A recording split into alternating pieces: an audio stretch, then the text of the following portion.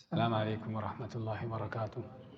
الحمد للہ رب العالمین والصلاة والسلام علی رسولہ الکریم وعلی آلہ وصحبہ ومن سار علی نہجہ الی یوم الدین وسلم تسلیما کثیرا، اما بعد۔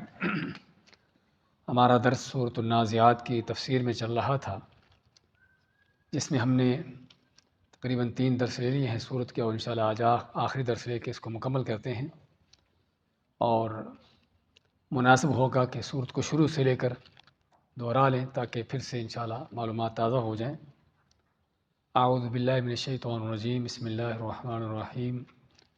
والنازعات غرقا، کیا معنی والنازعات؟ جان نکالتے، کیسے؟ غوطہ لگا کر اور سختی کے ساتھ۔ نزع کے معنی کس چیز کو سختی سے کھینچنا، اور اس سے مراد کافروں کی روحیں نکالنا یا فاسق و فاجروں کی روحوں کو نکالنا، ان کو نکالنے والے فرشتے۔ والناشطات نشطا، اور آسانی سے گرہ کھولنے والے، یعنی جس طرح گرہ کھولی جاتی ہے اس طرح سے مومن کی روحوں کو نکالنے والے فرشتے، ان کی قسم۔ والسابحات سبحا، اور سبحا کے معنی تیرنے والے، ہاں تیرنے والے ان روحوں کو لے کر آسمانوں کی طرف چڑھتے ہیں، ہوا میں تیرتے ہیں۔ فالسابقات سبقا، بس ایک دوسرے سے آگے بڑھتے سبقت لے آتے ہیں۔ تو یہ 5 قسمیں اللہ نے کھائیں فرشتوں کی، اس حقیقت کو بیان کرنے کے آگے، بلکہ فالمدبرات امرا، اور کاموں کی اللہ تعالیٰ کے حکموں کی تدبیر کرنے والے۔ تو 5 میں سے قسمیں کھائی ہیں قیامت کے ثبوت کے لیے، جیسے ما یوم ترجف الراجفہ، جس دن ترجف کے معنی زلزلہ پیدا کرے گی، زلزلہ پیدا کرنے والا یعنی سور، جو پہلا سور پھونکا جائے گا اس سے زلزلہ جو قائم ہوگا۔ تتبعها، اس کا پیچھا کرے گا، رادفہ پیچھا آنے والا یعنی دوسرا سور۔ قلوب یومئذ واجفہ، جس دن دل جو ہیں وہ واجفہ معنی کانپتے اور لرزتے ہوں گے۔ ابصارها خاشعہ، ان کی نگاہیں جھکی ہوں گی۔ یقولون، کہیں گے، انا لمردودون فی الحافرہ، کیا ہم پلٹائے لوٹا جانے والے ہیں، فی الحافرہ پہلی حالت میں۔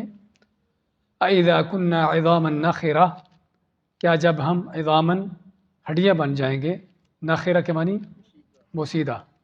قالوا تلک اذا کرۃ خاسرہ، کہا ان کافروں نے، تلک اذا، اگر یہ ہے یعنی کہ لوٹنا پلٹنا، کرۃ پلٹنا ہے، خاسرہ خسارے کا، نقصان کا۔ فانما ہی زجرۃ واحدہ، بس وہ ایک ہی سخت آواز ہوگی۔ زجرہ کے معنی ویسے ڈانٹ ہوتا ہے، لیکن مراد اس سے سور ہے، واحدہ ایک ہی ہوگا۔ فَإِذَا هُمْ بِالسَّاهِرَةِ، پس جب وہ ہوں گے سبھی کے سبھی، ساحرہ کے معنی کھلے میدان میں اور کھلی جگہ پر، یعنی محشر کے میدان میں۔ هل أتاك حدیث الغاشیہ، حدیث موسیٰ، کیا تمہارے پاس آئی موسیٰ علیہ السلام کی خبر؟ اذ ناداہ ربہ، جب ان کے رب نے ان کو آواز دی، بالواد المقدس طوا، طوا کی مقدس وادی میں، اور یہ وادی کہاں پر ہے؟ صحرا سینا میں، کہ جہاں موسیٰ علیہ السلام جہاں سے گزر رہے تھے۔ اذهب الى فرعون انه طغى، کہ جاؤ فرعون کی طرف، انه طغى، اس نے بڑی سرکشی کی ہے۔ فقل هل لك الى ان تزكى، پس کہو اس سے، کیا تیرے لیے ممکن ہے کہ تو پاک ہو؟ وَأَهْدِيَكَ إِلَىٰ رَبِّكَ، اور تیری رہنمائی کروں تیرے رب کی طرف۔ فَتَخْشَىٰ، پس تو اس سے ڈر جائے۔ فَأَرَاهُ الْآيَةَ الْكُبْرَىٰ، پس اس کو دکھائی موسیٰ علیہ السلام نے، الآیۃ الکبریٰ، بڑی نشانی یعنی بڑا معجزہ۔ فَكَذَّبَ وَعَصَىٰ، فرعون نے جھٹلایا اور عصا کے معنی نافرمانی کی۔ ثم ادبر یسعیٰ، اور پھر اس پیٹھ پھیری اس نے دوڑ دھوپ کرتے ہوئے۔ فحشر فنادى، لوگوں کو اکٹھا کیا اور آواز دی۔ فقال انا ربکم الاعلی، اور کہا کہ میں تمہارا سب سے اونچا بڑا رب ہوں۔ فاخذہ اللہ نکال الآخرۃ والاولی، تو اللہ نے اس کو آ پکڑا، نکال کے معنی عذاب، الآخرۃ والاولی، آخرت کے اور دنیا کے عذاب میں۔ ان فی ذلک لعبرۃ لمن یخشی، بے شک اس میں بہت بڑی نصیحت اور عبرت ہے اس کے لیے جو ڈرنے والا ہے۔ اانتم اشد خلقا، کیا تم ہو زیادہ مشکل اپنی پیدائش میں، ام السماء یا کہ آسمان ہیں، بناہا جن کو اللہ نے بنایا ہے۔ یہ اللہ تعالیٰ نے قیامت کی نشانیاں بیان کی ہیں، قیامت کی یعنی کہ دلیلیں بیان کی ہیں کہ قیامت اللہ تعالیٰ کیسے قائم کرنے پر قادر ہے۔ لوگ جو کہتے، کافر کہتے کہ مرنے کے بعد مٹی بن گئے کیسے کھڑے ہوں گے، اللہ فرماتا ہے کہ تمہارا پیدا کرنا مشکل ہے یا کہ آسمانوں کا کہ جن کو اللہ نے بنایا ہے، اگرچہ اللہ کے لیے کوئی چیز مشکل نہیں۔ رفع سم کہا، رفع کے معنی بلند کیا، سم کا معنی اس کی چھت کو، اس کے موٹاپے کو، فسواہا پس اس کو برابر بنایا، واغطش لیلہا اس کی رات کو تاریک بنایا، واخرج ضحاہا اور اس کے دن کو روشن کر دیا، والارض بعد ذلک دحاہا اور زمین کو اس کے بعد بچھا دیا، اخرج منہا ماءہا ومرعاہا نکالا اس سے یہ زمین سے، ماءہا اس کے پانی، ومرعاہا اس کے چراگاہیں، والجبال ارساہا اور پہاڑوں کو ارسا کے معنی گاڑ دیا، متاعا لکم ولانعامکم یہ سبھی تمہارے فائدے اور تمہارے چوپایوں کے فائدے کے لیے ہے۔ فَإِذَا جَاءَتِ الطَّامَّةُ الْكُبْرَى پس جب آ جائے گی بہت بڑی آفت اور مصیبت یعنی قیامت، یوم یتذکر الانسان جس دن انسان یاد کرے گا، ما سعی جو کچھ اس نے کیا ہے، وبرزت الجحیم اور سامنے لائی جائے گی جہنم، لمن یرا جس کے دیکھنے والوں کے لیے، فاما من طغی پس جس نے سرکشی کی، وآثر الحیات الدنیا پس اس نے دنیا کی زندگی کو ترجیح دی۔ یہاں سے ہمارا سبق شروع ہوگا۔ فاما من طغی پس جس نے سرکشی کی، بغاوت کی اللہ کے حکموں سے، اللہ کے دین سے، اللہ کی شریعت سے، اور طغی طغیانی سرکشی اور بغاوت، اور بغاوت کرنے سے مانا کہ اللہ تعالیٰ کے دین سے، اللہ کی شریعت سے نافرمانی، اللہ کی نافرمانیاں کی، اللہ کے حکموں پر نہ چلا، حرام کام کیے، اللہ کے احکام کو چھوڑا اور اپنی منمانی کی۔ وآثر الحیات الدنیا آثر کے معنی ترجیح دی، مقدم رکھا، الحیات الدنیا دنیا کی زندگی کو، دنیا کی زندگی کو ترجیح دی، اس کو مقدم رکھا۔ ہاں یہ ہے انسان کا اللہ کے دین سے روگردانی کرنے کا نتیجہ، کہ اس کا طبی طور پر نتیجہ کیا ہے، وہ دنیا داری میں پڑ جانا اور دنیا کی دوڑ میں لگ جانا اور آخرت کو بھلا دینا، اس کو نظر انداز کر دینا۔ میں کہ جس نے سرکشی کی، اللہ کے حکام سے بغاوت کی، اللہ کے دین سے روگردانی کی اور دنیا کی زندگی کو ترجیح دی، اسی کے لیے اس کی ساری کوششیں، محنتیں، اسی کے لیے اس کی ساری سوچیں، فکریں، اس کی دوڑ دھوپ، اس کی ساری ہر چیز دنیا کی زندگی کے لیے تھی، تو اس کے لیے پھر کیا ہے، فإن الجحیم ہی المأویٰ، فإن الجحیم پس جہنم، ہی المأویٰ وہی اس کا ٹھکانہ ہے، بس دوزخ ہی جہنم ہی اس کا ٹھکانہ ہے، یعنی جس طرح کا عمل ہے اسی طرح کا اس کا نتیجہ ہے۔ اچھا، اس کے بعد اما من خافا اور جب کہ وہ شخص جو اللہ سے ڈر گیا، کس چیز سے ڈرا، خافا مقام ربہ اپنے رب کے سامنے کھڑے ہونے سے ڈر گیا۔ کیا مطلب کہ اس کا قیامت پر نہ کہ صرف ایمان ہے بلکہ قیامت کا سارا منظر اس کے سامنے ہے، کہ قیامت قائم ہوگی، محشر کا میدان ہوگا، اللہ کی عدالت لگے گی اور اس عدالت میں اللہ کے سامنے کھڑے ہونا ہے۔ اور قرآن کریم میں اللہ نے اس کا ذکر اللہ کے سامنے کھڑے ہونے کا یہاں پر بھی، سورۃ الرحمن میں بھی، یعنی ایک سے زیادہ جگہوں پر اس کا ذکر کیا ہے۔ وَلِمَنْ خَافَ مَقَامَ رَبِّهِ جنتان، سورۃ الرحمن میں، کہ جو اپنے رب کے سامنے کھڑا ہونے سے ڈر گیا اس کے لیے کیا ہے، 2 جنتیں ہیں۔ تو اس میں صرف قیامت پر ایمان نہیں ہے بلکہ اس ایمان سے آگے مزید بڑھ کر اس قیامت کا تصور ہے، اس کی تیاری ہے، اور جیسے کہ قیامت کا منظر اس کے سامنے ہے، کہ اللہ کے سامنے پیش ہونا ہے، کھڑے ہونا ہے، اور وہاں پر کھڑے ہو کر اللہ کو کیا جواب دینا ہے۔ اور واقعی ہی یہ حقیقت ہے کہ ہر انسان کو اللہ کے سامنے کھڑے ہونا ہے، الگ الگ۔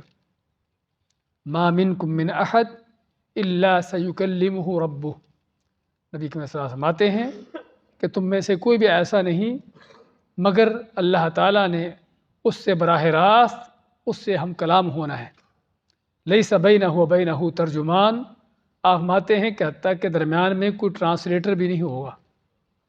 دنیا میں آدمی کسی بڑے افیسر کے سامنے، بڑی اس طرح کے لوگوں کے سامنے پیش ہوتا ہے، تو اگر کوئی اس کی زبان نہیں سمجھ آتی تو درمیان میں کوئی ترجمان ہوتا ہے، ٹرانسلیشن کرنے والا ہوتا ہے۔ اس ٹرانسلیشن کرنے والے کا ایک تو فائدہ یہ ہے کہ آپ کی بات کا اس سے ترجمہ کر دیا، اور دوسرا یہ بھی ہوتا ہے کہ بعض اوقات جو لفظ یا جو چیز آپ بہتر انداز سے نہیں کہہ سکے، ممکن ہے کہ وہ آپ کی بات کو اچھے انداز سے آگے بیان کر دے۔ تو قیامت کے دن کوئی ٹرانسلیٹر ترجمہ کرنے والا بھی نہیں ہوگا۔ دنیا کی عدالتوں میں وکیل ہوتے ہیں، آدمی جس کا کیس ہے وہ بے پرواہ ہوتا ہے، اس نے وکیل کو فیس دی ہے، ہاں پیشی اس کی ہوتی ہے جج کے سامنے، لیکن کیس کا لڑنا، کیس کے سارے معاملات کو چلانا وہ وکیل کا کام ہوتا ہے۔ آدمی اس کے بارے میں بے پرواہ ہوتا ہے کہ اس کا کیا معاملہ، اس نے پیسہ دینا ہے وکیل کو، وکیل جانے اس کا کام جانے، وہ جھوٹ کو سچ بنانا، بری کو جو مجرم بنا دینا، مجرموں کو بری کر دینا، وہ اس کام میں ماہر ہوتے ہیں۔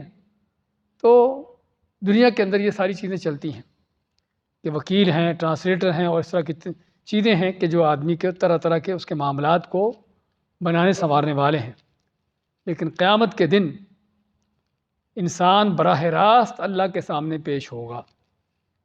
ہر انسان، مرد ہو، عورت ہو، عالم ہو، جاہل ہو، بادشاہ ہو، فقیر ہو، سبھی کو براہ راست ما منکم من احد الا سیکلمہ ربہ، حدیث کے الفاظ دیکھیے کہ تم میں سے کوئی بھی ایسا نہیں کہ جس کو اللہ تعالیٰ براہ راست اپنے سامنے کھڑا ہو کر کے اس سے بات چیت نہیں کرے گا۔ تو ذرا انسان تصور کیا کرے کبھی کہ رب کائنات کے سامنے قیامت کی عدالت میں کھڑے ہونا، اور یہ دن بھی کون سا ہے کہ جس دن کے بارے میں نبی کریم علیہ الصلوۃ والسلام فرماتے ہیں، بلکہ انبیاء، نبیوں کے پاس، رسولوں کے پاس لوگ جائیں گے کہ وہ رسول ان کی سفارش کریں کہ اللہ تعالیٰ ان کا حساب لے لیں۔ تو رسول کیا بات کیا ہے کہ معذرت کریں گے، کہیں گے کہ اللہ تعالیٰ آج اس قدر غضب میں ہے، غصے میں ہے کہ اس سے پہلے اللہ کبھی اس قدر غضب غصے میں نہیں آیا۔ اس سے ہمیں اور بھی اندازہ ہوتا ہے کہ ویسے تو اللہ تعالیٰ کی جو جلال ہے، اس کی شان و عظمت ہے، اس کی کبریائی ہے، وہ تو ہر وقت ہی ہے، لیکن قیامت کے دن اللہ تعالیٰ کا غیظ و غضب اور اللہ تعالیٰ کے غصے میں آنا، اس وقت انسان کس حالت میں اللہ کے سامنے پیش ہوگا، اور زندگی بھر کا حساب دینا ہے۔ زندگی بھر کا حساب، اعمال نامہ اس کے سامنے رکھا جائے گا اور کہا جائے گا پڑھ اس کو، اقرا کتابک کفی بنفسک الیوم علیک حسیبا، کہ خود ہی اس کو پڑھ اور خود ہی اپنا فیصلہ کر کہ تو کس چیز کے لائق ہے۔ اس سے بڑھ کر بھی اللہ کی طرف سے کوئی انصاف ہو سکتا ہے کہ آپ کا حساب، آپ کا اعمال نامہ خود ہی آپ کو دے دے اور کہے کہ تو خود ہی پڑھ کے اپنا حساب کر کے تو کس چیز کے لائق ہے؟ اور آدمی وہاں پر کیا دیکھے گا؟ نبی کریم ایسا فرماتے ہیں کہ حتیٰ کہ وہ شخص کہ جس کو اللہ نے معاف کرنا ہے، جس کو بخشنا ہے، اور جس کا اللہ تعالیٰ لوگوں کے سامنے بلکہ اس کا الگ سے پردے کے اندر رکھ کر اس کا حساب لے گا، اللہ تعالیٰ صرف اس کو اس کے گناہ دکھائے گا، اس کے گناہ دکھائے گا کہ تو نے یہ کیا، پوچھے گا نہیں کیوں کیا۔ حتیٰ کہ یہ شخص جس کی بخشش ہونا ہے اور جس کو اللہ تعالیٰ پردے میں رکھ کر اس کا حساب لے رہا ہے، لوگوں کے سامنے نہیں، وہ بھی اپنے سامنے اتنے گناہ دیکھے گا کہ جس طرح کہ حدیث کے الفاظ ہیں، سمجھے گا کہ مارا گیا، اس کی نجات نہیں۔ اور حقیقت بھائیو یہی ہے، آج اگر ہم صرف ایک دن کے ہی اپنا حساب کرنے بیٹھیں تو پتہ چل جائے گا کہ ہم کتنے پانی میں ہیں، ہم کیا کر رہے ہیں، گناہوں کے کیا بھرمار ہے، زبان سے کہی جانے والی باتیں ہوں، کانوں سے سنی جانے والی ہوں، آنکھوں سے دیکھی جانے والی، ہاتھ پاؤں سے کیے ہوئے اعمال اور دل کے طرح طرح کے وہ جرائم اور گناہ، عقیدے کے لحاظ سے، عمل کے لحاظ سے، سوچ فکر کے لحاظ سے، اللہ کے حوالے سے، بندوں کے حوالے سے، مختلف طرح کے، تو اسی سے انسان کو اندازہ ہو جائے گا کہ وہ کس قدر گناہوں میں لسڑا ہوا ہے۔ ہاں اگر حساب نہ کریں پھر تو بھی ہم مومن ہیں، مسلمان ہیں، کلمہ پڑھتے ہیں، بس جنت ہمارے لیے ہے، لیکن معاملات وہاں کے بڑے خطرناک ہیں۔ اس لیے صحابہ اکرام جب اس منظر کو یاد کرتے تھے، اللہ کے سامنے پیش ہونا، کھڑے ہونا، اس وقت تمنا کرتے تھے کہ کاش کہ ہم پیدا ہی نہ ہوتے، کاش کہ ہم کوئی انسان ہونے کے علاوہ کوئی اور جانور، کو اور مخلوق ہوتے جن کا کوئی حساب کتاب ہی نہیں۔ تو لیکن انسان کا کیا ہے؟ اللہ کے سامنے پیش ہونا ہے۔ تو اما من خاف مقام ربہ، صرف بات قیامت پر ایمان کی نہیں، صرف اللہ پر ایمان کی نہیں، بلکہ اللہ پر ایمان اور اس کے سامنے کھڑے ہونا، اس کو حساب دینا، اپنے رب کے سامنے کھڑا ہونے سے ڈر گیا، اس کو پورا اس بات کا تصور ہے کہ اللہ کے سامنے پیش ہونا ہے۔ اچھا ڈر کے پھر کیا کیا؟ بس وہ زبانی کلامی ڈر ہے نہیں، وَنَهَى النَّفْسَ عَنِ الْهَوَىٰ، پہلے آدمی نے سرکشی کی تھی، طغا، بغاوت کی تھی، آثر الحیات الدنیا، دنیا کی زندگی کو ترجیح تھی، دنیا کے لیے ساری اس کی دوڑ دھوپ کوشش محنت تھی۔ اس نے کیا کیا؟ وَنَهَى النَّفْسَ عَنِ الْهَوَىٰ، اللہ سے ڈرا، اللہ کا ڈر، خوف، تقوی، ایمان پیدا کیا دل کے اندر، اور وَنَهَى، روکا، النفس، اپنی جان کو، اپنے نفس کو، عن الهوىٰ، خواہشات سے، یعنی نفسانی خواہشات سے اپنے آپ کو روکے رکھا، اپنے آپ کو کنٹرول کیا رکھا۔ قدم قدم پر انسان کا نفس امارہ، انسان کے نفس کتنے ہیں؟ تین طرح کے ہیں۔ کیا کیا ہیں؟ نفس مطمئنہ ہے، جس کا سورۃ فجر کے آخر میں ہم پڑھ چکے ہیں، یا یہ تو نفس المطمئنہ، نفس مطمئنہ ہے کہ جو ایمان، تقوی، پرہیزگاری، نیکی پر ہوتا ہے۔ اور دوسرا نفس لوامہ ہے کہ جس کو آدمی کو گناہ کرتا ہے، غلطی کرتا ہے، تو وہ نفس اس کو ملامت کرتا ہے، جسے ہم ضمیر کا نام دیتے ہیں کہ ضمیر۔ اور تیسرا نفس امارہ بالسوء ہے، جس کا ذکر جو ہے وہ سورۃ یوسف میں آتا ہے، وما ابرئ نفسی ان النفس لامارۃ بالسوء، کہ انسان کا نفس امارہ کے معنی امر، حکم دینے والا، کس چیز کا؟ برائی کا، گناہ کا۔ تو یہ نفس امارہ ہر وقت انسان کو غلط کاموں پر اکساتا ہے، غلط چیزوں پر اکساتا ہے، غلط بات کہنا، غلط چیز دیکھنا، غلط کام کرنا، غلط چیزوں کا کھانا پینا، جو بھی ہے، اور پیچھے شیطان بھی ہے۔ تو یہ نفس امارہ ہر وقت انسان کو برائی پر اکساتا رہتا ہے۔ تو یہاں پر کیا ہے؟ نہا النفس، اس نے کیا کیا؟ اس نفس کو کنٹرول کر کے رکھا، روک کے رکھا، نہا، روک کے رکھا، النفس، اس نفس امارہ کو، عن الہوا، اپنی نفسانی خواہشات سے۔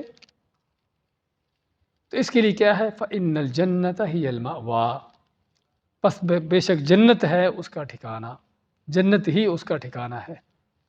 دو ہی طرح کے عمل ہیں اور دو ہی طرح کے اس کے نتیجے اور انجام ہیں۔ پہلا کیا ہے؟ فَأَمَّا مَنْ طَغَىٰ وَآثَرَ الْحَيَاةَ الدُّنْيَا، اللہ کے دین سے سرکشی کی، بغاوت کی، روگردانی کی، دنیا میں پڑا رہا، نتیجہ کیا ہے؟ فإن الجحیم ہی المأویٰ، بس جہنم ہے، جہنم ہی اس کا ٹھکانہ ہے۔ یہاں پر غور کریے، اللہ نے یہ نہیں فرمایا کہ کسی جس نے کفر کیا، یہ نہیں فرمایا کہ کوئی ہندو ہے، کوئی عیسائی ہے، کوئی یہودی ہے، بلکہ من طغیٰ، جس نے بھی سرکشی کی، جس نے بھی بغاوت کی، کلمے پڑھتا تھا، مسلمان کہلاتا تھا، لیکن اللہ کے دین سے روگردانی، دین سے لاپرواہی، دنیا میں پڑا تھا۔ بعض اوقات دین بھی ہوتا ہے، لیکن دین ہوتا ہے صرف ایک فیشن کی حد تک، لیکن اللہ کا ڈر، خوف نہیں ہوتا۔ تو اس لیے یہ سارے وہ ہیں کہ جو دین سے روگردانی کرنے والے ہیں، بغاوت کرنے والے ہیں۔ تو بات کر رہے تھے کہ قرآن کے یہ بھی ایک عجیب انداز ہے کہ لوگوں کو تاکہ کوئی غلط فہمی نہ ہو کہ بھی ہم تو مسلمان ہیں، ہم تو کلمہ پڑھتے ہیں، ہم تو فلاں ہیں، ہم تو فلاں ہیں۔ اللہ نے اکثر و بیشتر قرآن کریم میں صفتیں بیان کی ہیں کہ جس کی یہ صفت ہے اس کا یہ انجام ہے. وہ صفت کسی مسلمان کہلانے والے کی ہو، کسی کھلے کافر کی ہو، کسی منافق کی ہو، کسی کی بھی کیوں نہ ہو، تاکہ کسی کو یہ دھوکہ نہ ہو کہ میں تو کلمہ پڑھتا ہوں، میرا تو معاملہ ایسا نہیں ہے. اللہ فرماتا ہے افنجعل المسلمین کالمجرمین، کیا تم سمجھتے ہو کہ ہم اپنے مطیع فرمانبردار بندوں کو، مسلمانوں کو، یعنی مسلمان سے مراد اپنے مطیع فرمانبرداروں کو اسی طرح بنا دیں گے جس طرح ایک مجرم ہے. ما لکم کیف تحکمون، کیا وجہ ہے کہ تم ایسی باتیں کرتے ہو، کیسے فیصلے کرتے ہو. اور دیکھا جائے اگر بہت سے کلمہ پڑھنے والوں کا حال، اسلام کے دعوے داروں کا حال، اس کا اور کسی ایک کافر کا دونوں کے اندر فرق ہوگا تو صرف نام کا فرق آئے گا آپ کو نظر. آج جسمانی طور پر ختنے کا آپ کو فرق نظر آ جائے گا. اس نے ختنہ کیا ہوگا وہ کوئی ہندو، اس کا ختنہ نہیں ہوگا. اس کا نام کوئی عبداللہ، محمد، ابراہیم، کو اس طرح کا نام ہوگا، اس کا کوئی چندر مندر ہوگا. سمجھے نا؟ تو نام کا فرق ہے، ورنہ دن رات کے کام ایک طرح کے. ہاں یہ بھی وہ ہندو بھی اٹھا صبح، اٹھ کے وہ ہاتھ منہ دھویا، برش ورش کیا، ناشتہ کیا، اپنے کام کو چل دیا، سارا دن اپنی ڈیوٹی کی، اپنے جاب کیے، شام کو آیا، کو کھانے وانے کھا کر کو فلمیں دیکھی، کو ڈرامے دیکھے، کو کالے کی، سو گیا. سمجھے نا؟ یہی کام اس مسلمان کہلانے والے کا ہے، وہی اس کی روٹین ہے. اسی طرح یہ بھی اٹھا، اٹھ کے منہ ہاتھ دھویا، کھانا وانا کھا کے کام کو چل دیا، شام تک کام کر کے اپنے کام سے آیا، کھانا کھا کے اسی طرح سے بھی فلمیں ڈرامے دیکھی، اس طرح کے کام کیے اور سو گیا. بتائیے ذرا کہ دونوں کے کام میں کیا فرق ہے، دونوں کی زندگی کے معمول میں کیا فرق ہے؟ صرف فرق ہے تو وہ اپنے آپ کو ہندو کہلاتا ہے، یہ مسلمان کہلاتا ہے.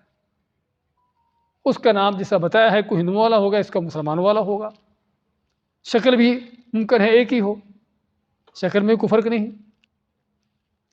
کہنے کا مقصد کیا صرف نام بدلنے سے جنت مل جائے گی، دوسرے کو نام بدلنے سے جہنم میں چلا جائے گا؟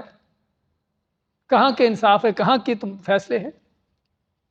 یہاں پر دیکھیے اللہ تعالیٰ اسی قرآن کریم میں اکثر و بیشتر صفتیں بیان کی ہیں کہ جس کی یہ صفت ہے اس کا یہ انجام ہے. ہاں طغا ہے، دین سے سرکشی ہے، بغاوت ہے، روگردانی ہے، دنیا داری ہے، آگے ٹھکانہ کیا ہے؟ جہنم ہے. چاہے وہ کچھ بھی کیوں نہ ہو، وہ قریشی ہو، وہ ہاشمی ہو، مسلمان ہو، اپنے آپ کو کچھ بھی کہلاتا ہو، اگر اس کا کام یہ ہے تو انجام اس کا کیا ہے؟ جہنم ہے. اس کے مقابلے میں اما من خاف مقام ربہ، جو اپنے رب کے سامنے کھڑا ہونے سے ڈر گیا، ونہى النفس عن الهوى، اور اپنی جان کو، اپنے آپ کو نفسانی خواہشات سے روکے رکھا، کنٹرول کیے رکھا. اب یہ کون ہے؟ کوئی حبشی ہے، کوئی غلام ہے، جس کی دنیا کے اندر کوئی حیثیت نہیں ہے. سمجھے نا؟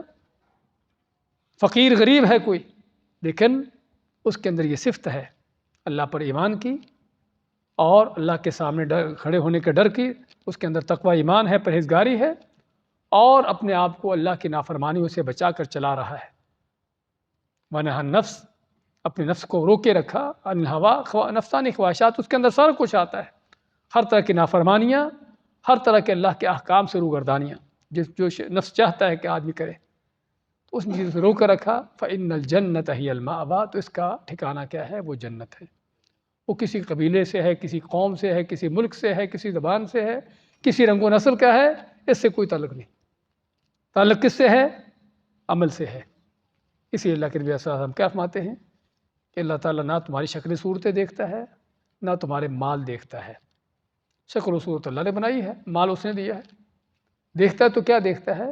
وَلَٰكِنْ يَنْظُرُ إِلَىٰ قُلُوبِكُمْ وَأَعْمَالِكُمْ، اللہ دیکھتا ہے تمہارے دل کیسے ہیں، تمہارے عمل کیا ہیں. اس لیے بھائیو، حقیقت میں قرآن کی آیتیں بہت بڑی تنبیہ ہیں، بہت بڑی وارننگ ہے کہ انسان بعض اوقات دھوکے میں تو فلاں ہوں، فلاں زیادہ ہوں، فلاں خاندان سے تعلق ہے میرا، تو ہم تو بخشے بخشائے ہیں. لیکن یہاں پر کیا ہے؟ اور اللہ کے سامنے کھڑے ہونا، کبھی اپنے رب کے سامنے خود کھڑے ہونا ہے. قرآن ان فلسفوں کا رد کرتا ہے کہ جہاں بھی فلاں آپ کا جواب دے لے گا، فلاں بچا لے گا، فلاں چھڑا لے گا، فلاں آپ کا حساب دے لے گا. تو جس طرح ہمارے ملکوں میں ڈرائیور وغیرہ ہوتے ہیں نا ٹرکوں کے، خاص طور پہ اور پولیس والوں کے بھتے لگائے ہوتے ہیں، بس بھتا دے تو باقی پولیس والا جانے خود آپ کے پاس کوئی لائسنس ہے، کوئی کاغذات ہے، نہیں ہے، کوئی مشکل نہیں۔ یہاں بھی بھتے لگے ہوئے ہیں پیروں کے کہ پیر صاحب کو اس کے نذرانہ دے دو، اس کے بعد نہ آپ کو نماز کی ضرورت ہے نہ کسی نیکی کی ضرورت ہے، بس پیر صاحب جانے اور قیامت کے قبر کے حساب کتاب جانے۔ یہ سارے وہ فلسفے ہیں کہ جس کا قرآن میں جگہ جگہ ذکر آیا ہے، وَضَلَّ عَنْهُمْ مَا كَانُوا يَفْتَرُونَ، کہ دنیا میں یہ جو باتیں گھڑتے بناتے تھے نا، قیامت کے دن ساری اڑ جائیں گی، پتہ ہی نہیں چلے گا پیر صاحب کہاں پر ہیں جس نے جواب دینے ہیں، بلکہ پتہ ہی چلے گا پیر صاحب خود پھنسے ہوئے، ظاہر بات جو گمراہ کرنے والے وہ دوسروں سے بڑھ کر پھنسے ہوں گے۔ خیر کہنے کا مقصد یہ ہے کہ ضرورت ہے انسان کو آج آنکھیں کھولنے کی کہ وہ کدھر جا رہا ہے، اللہ کے سامنے کھڑے ہو کر کیا پیش کر رہا ہے، اللہ کے سامنے کیا لے کے جا رہا ہے۔ تو یہ دو طرح کے عمل اور دو طرح کے اس کے نتیجے، اس کے انجام۔ اس کے بعد ما یسألونک عن الساعۃ ایان مرساها، یسألونک تم سے سوال کرتے ہیں، پوچھتے ہیں، یعنی آپ صلی اللہ علیہ وسلم سے مخاطب کر کے کہ نبی کے وسلم آپ سے لوگ پوچھتے ہیں عن الساعہ، قیامت کے بارے میں، ایان کب ہے، مرساها اس کا واقع ہونا، قائم ہونا، کہ قیامت کب قائم ہوگی، قیامت کب آئے گی۔ اور یہ سوال کرنے والے دو طرح کے لوگ تھے، ایک تو کافر مشرک، اور ان کا سوال کرنا مذاق اڑاتے ہوئے، ٹھٹھا کرتے ہوئے، جھٹلاتے ہوئے۔ قرآن کریم اکثر و بیشتر کافروں کو قیامت کی وعید سنائی گئی ہے کہ کیا اللہ سے ڈر جو، قیامت آنے والی ہے، اللہ کے سامنے پیش ہونا ہے۔ تو کافر پھر آئے دن آپ سے مذاق کے طور پر، یہ تمہاری قیامت کب آئے گی بھائی، آتی کیوں نہیں ہے، آنے میں کیا دیر ہے اس کے۔ تو ان کے سوال ہوتے مذاق اور ٹھٹھے کی شکل میں کافروں کے، اور یہ سوال کرنے والے مسلمان بھی ہوتے، اور ان کا سوال کرنے کا مقصد کیا ہوتا، تاکہ اس قیامت کی تیاری کی جائے۔ اور کئی ایک صحابہ کے سوالات ملیں گے آپ کو حدیث میں۔ ایک صحابی آتا ہے، آ کے پوچھتا ہے کہ اللہ کے نبی صلی اللہ علیہ وسلم قیامت کب ہے؟ آپ نے کہ قیامت تو جب آئے گی، تم یہ بتاؤ کہ تم نے اس کی تیاری کیا کی ہے۔ ہاں تم اپنا کام کرنے والا بتاؤ کہ تمہاری تیاری کیا ہے۔ تو اس لیے اصل کام تیاری ہے۔ آپ کا امتحان ہونے والا ہے، اس کی ڈیٹ کب ہے، ایک ہفتے ہو، اگلے ہفتے ہو، جب بھی ہو، آپ کا کام کیا ہے، امتحان کی تیاری کرنا۔ آپ اپنی تیاری رکھو، بس امتحان جلدی ہو دیر سے ہو۔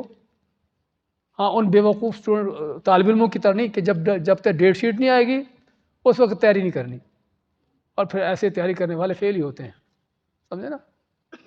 اب دنیا کے امتحانوں کی تو ڈیٹ شیٹ آ جاتی ہے، پتہ چل جاتا ہے کہ آپ کا کون سا پیپر کس دن ہے، کس تاریخ کو ہے، لیکن یہ قیامت کی ڈیٹ شیٹ صرف اللہ کے پاس ہے۔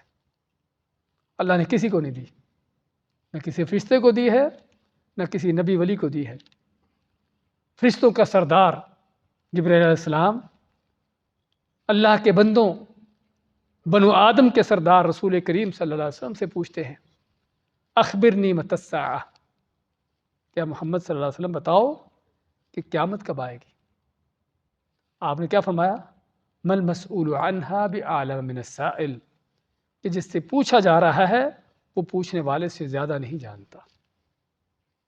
پوچھنے والا فرشتوں کا سردار ہے، جو اللہ کے پاس سے آپ کے پاس وہی لے کر آتا تھا، لے کر آتا ہے بلکہ اس وقت، اور آپ صلی اللہ علیہ وسلم بندوں کے سردار ہیں، بنی آدم کے سردار ہیں، لیکن دونوں کو نہیں پتا کہ وہ قیامت کب ہے۔ تو اس کی ڈیٹ شیٹ صرف اللہ کے پاس ہے۔ تو اسے ہمایا کہ یسألونک، آپ سے سوال کرتے ہیں عن الساعہ، قیامت کے بارے میں، ایان مرساہا، کہ اس قیامت کا آنا کب ہوگا۔ فیما انت من ذکراہا، فرمایا فیما انت، کہ کیا ہے آپ کا تعلق، من ذکراہا، اس کے ذکر کے، اس کے وقت کے بارے میں، یعنی آپ کو اس کا علم نہیں ہے۔ یعنی با محاورہ ترجمہ میں ہم یہ کہیں گے کہ آپ کو اس قیامت کے بارے میں کوئی علم نہیں ہے۔ اور اس چیز کا قرآن کریم میں کئی جگہوں پر ذکر ہوا، احادیث میں بھی اس کا کھل کر بیان ہوا کہ آپ صلی اللہ علیہ وسلم کو بلکہ کسی مخلوق کو اور بلکہ وہ فرشتہ کہ جس کے سور پھونکنے پر قیامت قائم ہوگی، کیا نام اس کا؟ اسرافیل، کہ جس کے سور پھونکنے پر قیامت قائم ہوگی، اس کو بھی نہیں پتا کہ وہ قیامت کب آئے گی۔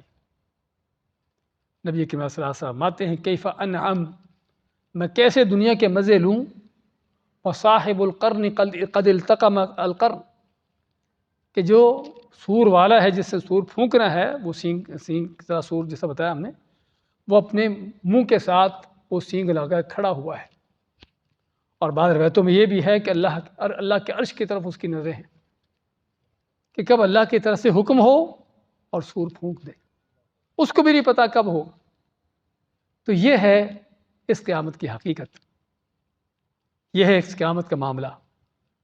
تو مایا کہ فیما انت من ذکراہا، فیما انت کیا ہے آپ، کیا ہو آپ من ذکراہا، اس کے ذکر کے بارے میں، یعنی مقصد کہ آپ کو اس کا ذکر، اس کا یعنی آنا کب آئے گی، اس کا وقت آپ کو معلوم نہیں، اس کا وقت صرف اللہ تعالیٰ کے پاس ہے۔ الی ربک منتہاہا، اسے تیرے رب کی طرف ہی اس کے علم کی انتہا ہے۔ الی ربک، تیرے رب کی طرف ہی، منتہاہا، اس کی انتہا، یعنی اس کے علم کی انتہا صرف اللہ کے پاس ہے۔ اس کا معنی کیا ہے کہ میں آپ سے پوچھوں، آپ تیسرے سے پوچھو، تیسرا آگے چوتھے سے پوچھے، اس طرح ایک دوسرے سے پوچھتے جاؤ، آخر آپ صلی اللہ علیہ وسلم کسی جبرائیل سے پوچھیں، جبرائیل وہ بھی نہ جواب دے سکے، تو آخر میں کون رہے گا؟ اللہ تعالیٰ۔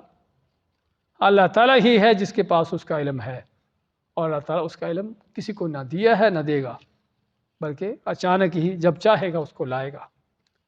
انما انت منذر من یخشاہا، پھر آپ صلی اللہ علیہ وسلم کی اصل جو آپ کی حیثیت ہے، آپ کا منصب ہے، اس کو بیان کیا۔